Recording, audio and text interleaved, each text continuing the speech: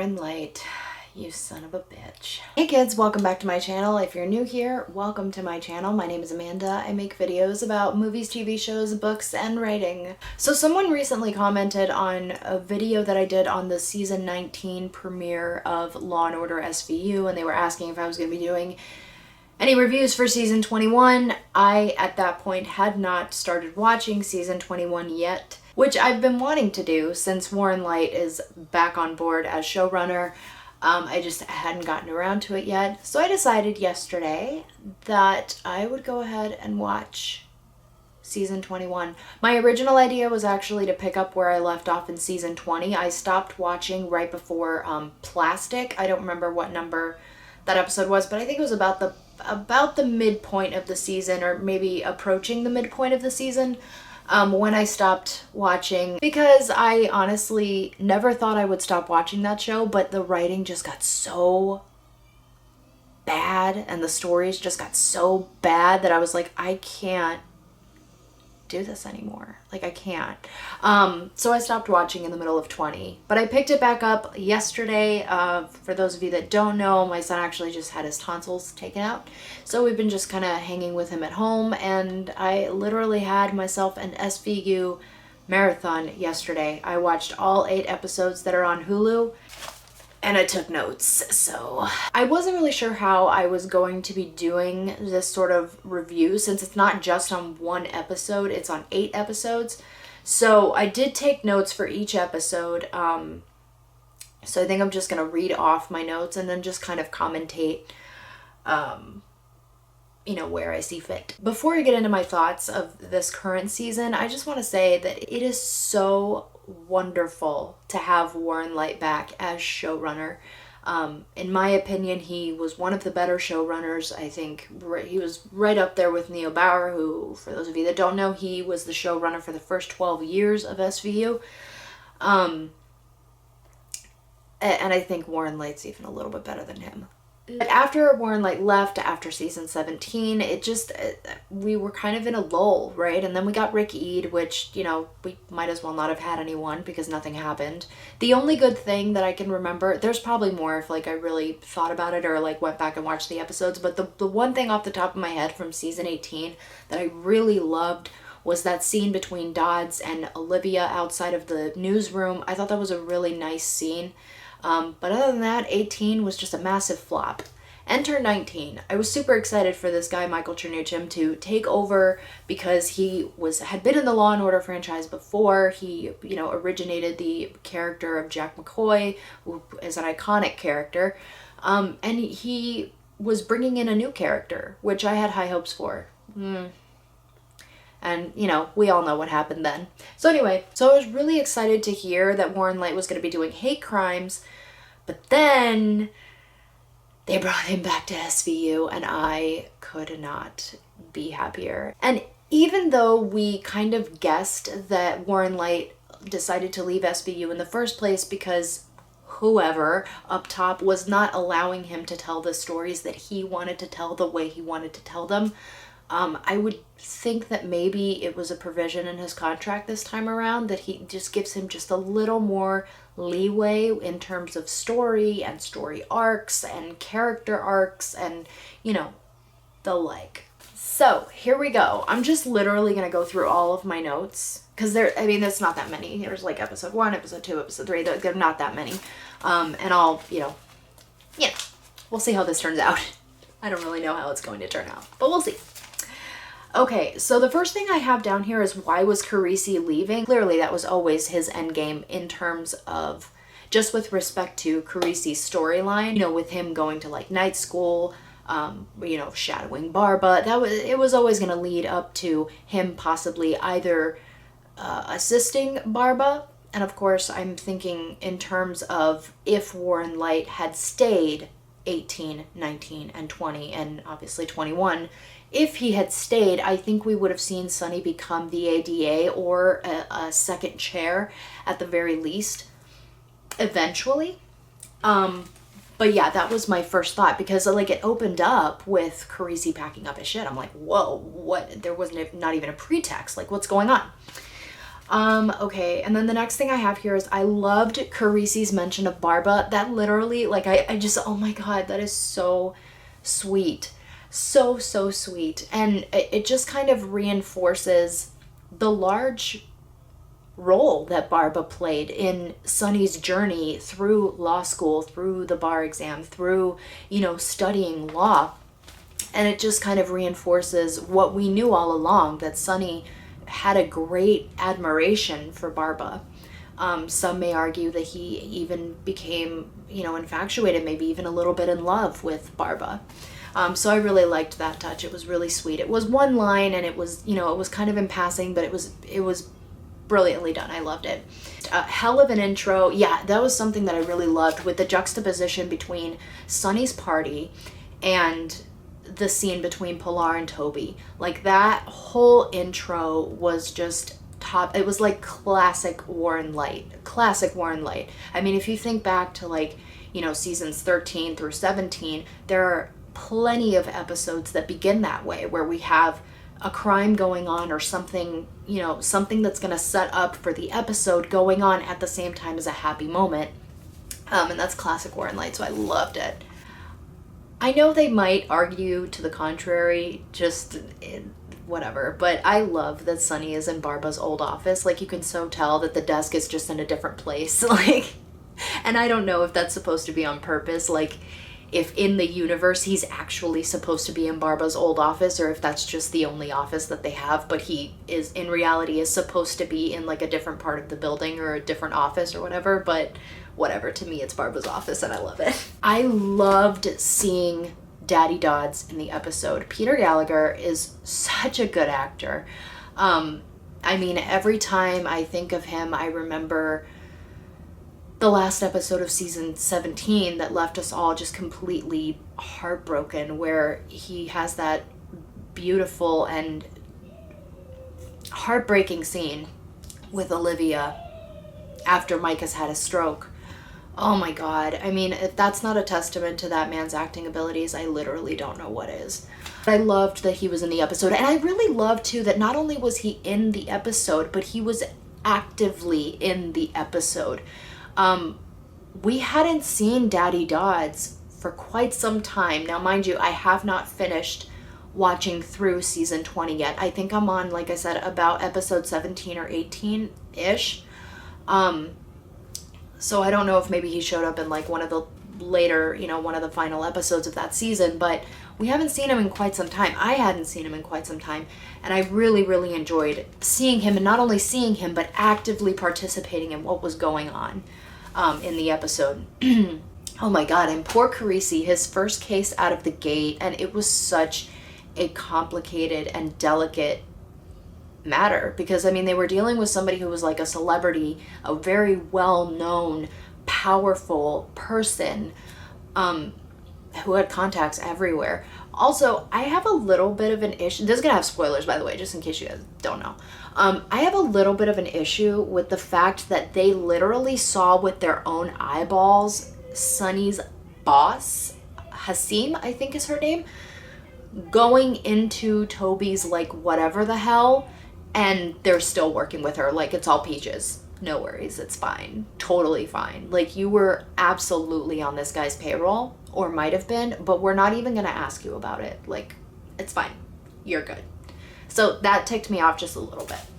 A little bit. But I have a feeling if, like, I have hope with Warren Leight. I think that's one of the great things about Warren Leight, is that he's the kind of writer that he does a really good job, and sometimes he does things that doesn't really make sense in the moment, but later on they make perfect sense.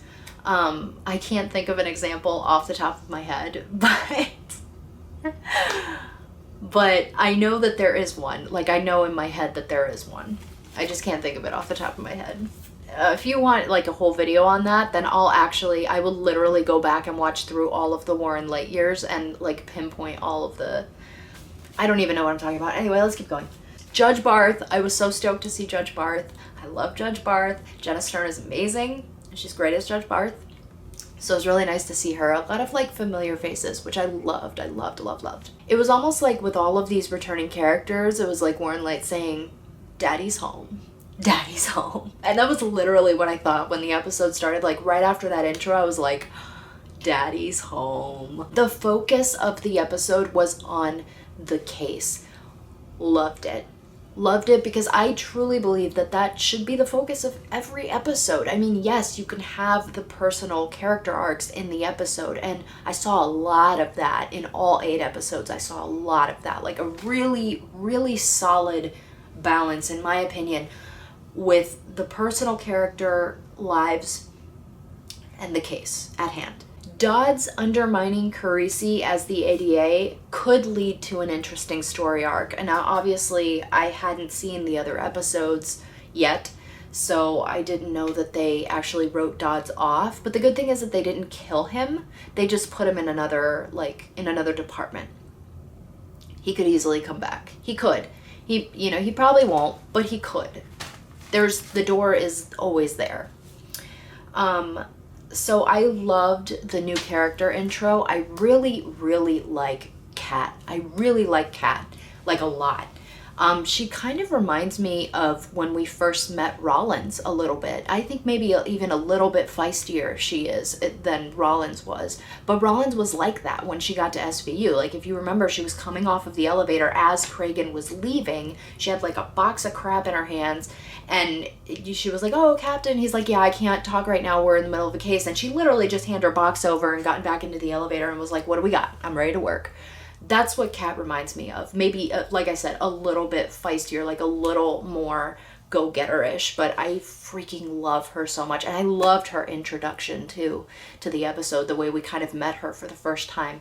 And I really appreciated too that we met her before she became part of the SVU squad.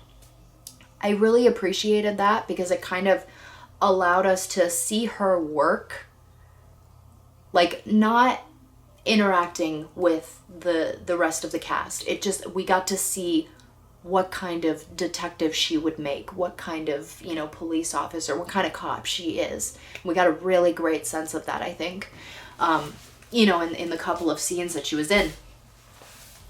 So I really liked that a lot. And then Dodds is leaving. I was so sad. I was literally so sad. I was like, no. But maybe someday he'll be back. And Olivia is the captain. I mean, this is what I love about Warren Leight. He's not afraid to make moves. He's not afraid to make big moves that change the dynamic. Even if they seemingly change the dynamic in just a little bit, even though it seems that way, they change them in a big way. Because now, like, look, okay, Olivia's the captain. She's always been like the boss anyway. She's been the boss for a few years now. It's really nothing new. It's just a change in title. But it is so much more than that, because not only is it a change in title, but it's also a guarantee that nobody's going to be able to come in and outrank her, at least not permanently. Like, the chief might come in and take over for a case if they have a big enough case. But it's really unlikely that the chief is going to come in like full time and just be like, yeah, Benson, you're like back in the bullpen, bye. You know what I mean? So it's kind of solidifying her spot. Like, she is the boss, period, point blank. There's nothing that can happen that can take her out of that office, save for like getting suspended or getting arrested or, getting fired, which I hope never happens, obviously. So moving on to episode 2. I love that they revisited William Lewis, and my God, that scene with Mariska Hargitay was so, like, she was there. She was there. We were there with her. It was the really, like, the first time in a really long time. And this is no shade on Mariska Hargitay as an actress. I love her as an actress. I've always loved the character of Olivia Benson, but this was really the first time in a really long time that I have seen a performance from Mariska Hargitay that is like Emmy nomination worthy. Like, she was there. And as a consequence of her being there when she was giving that like monologue or having that scene with the therapist, we were there. We were right there with her. Very, very powerful scene. 10 out of 10. And I really loved, like, right after I saw that scene and then I saw her telling Finn and Rollins, hey, this is mandatory. It helps. Like, this technique is really, really helpful. It could teach you something new. It could really help you kind of even deal with, a little, some of your trauma. I was really, really hoping that they would actually show us Rollins and Finn going through that training, and I'm so happy that they did, but I'll get there. They mentioned the new chief, so I wondered if we were going to meet him. I'm so glad that we did. We didn't in this episode. I think we met him in the following episode. Reagan had shitty friends. Like the case from episode 2, Reagan had shitty friends. Legit though. I really loved too how Rollins seemed to have a real personal stake in the case. That's something, again, that the last few times we've seen that, it hasn't really been done very well. And that, again, is no shade on Kelly Giddish at all. Because Kelly Giddish is a fantastic actress. She's great. Like, I love her as Amanda Rollins, and she's just great in general. But the writing in those other scenes were just not, for me anyway, they were just not as compelling as when Warren Leight did it. Sorry. Amanda collecting a pee bottle. I can't. Yeah, that literally. That was cool. That was really funny. Like, really funny. I was really hoping that they would kind of insert a pee joke, but that's just because I'm partial to bathroom jokes. Strategically placed, of course, but, you know, just read the room, not the time, you know? I loved seeing Rollins' therapy session. Again, Kelly Giddish was there. She was there. And because she was there, we were there with her. And it was really nice to have that really tight shot of each one of them. Every time they had their therapy sessions, that was the shot that Warren Leight chose, or whoever their DP is. It was probably their DP that chose that shot. I don't know. But that really tight shot where it's so intimate and they're talking about something so personal, and you can so clearly see in their eyes that they are there. Finn's therapy training, I gave a 10 out of 10 with acting, because even though he didn't get as emotional as, Mariska Hargitay and Kelly Giddish got, his performance of that scene was very, very, very on par with Finn-like behavior. So it was very Finn, very, very Finn-like. And even like in the very beginning when he was describing the scene in his mind, his trauma, you could see him going there. I mean, he was going there, and then he immediately, I guess, realized that he was going there, and in very Finn-like fashion stopped himself from going there, because Finn is just not like a show your emotions kind of guy. Even when he does show his emotions, he's often very restrained. I had a piece of tape on my pant leg, which I don't know where it came from or why it's there. I really liked the way that they handled the case, and I'm trying to think of what case it was. Oh yeah, I'm pretty sure it was the one where the girl had been out with her friends and got into like a quick ride or whatever, like whatever it is that they call Uber on SVU. I really liked it a lot. I mean, it was towing the line on a case about false accusations. It was really towing that line. It didn't quite go there, and they never outright said, but they certainly implied plenty of times that, Reagan could have been mistaken, or Reagan was just kind of making it up because she was being dramatic. But I mean, even still, we knew that something had happened. Just the fact that when that girl woke up, she had ligature marks on her, like, that was enough for me. I was like, okay, something's wrong. Moving on, episode 3. Ken! I love the return of Ken. He looks so good too. Like, he looks great. And I really hope that they have him involved in other cases now that, we've seen him he's been working at the Gay Men's Youth Center, or the Gay Men's Advocacy Center for quite some time. I feel he's been working there. So I really hope that they start to utilize that a little bit more, and I really liked the way that they utilized it in this episode, because it showed Finn going to Ken, but not the way he's gone to Ken before. If you guys remember, anytime Finn would go to Ken, he would almost kind of guilt him a little bit into complying with what Finn wanted.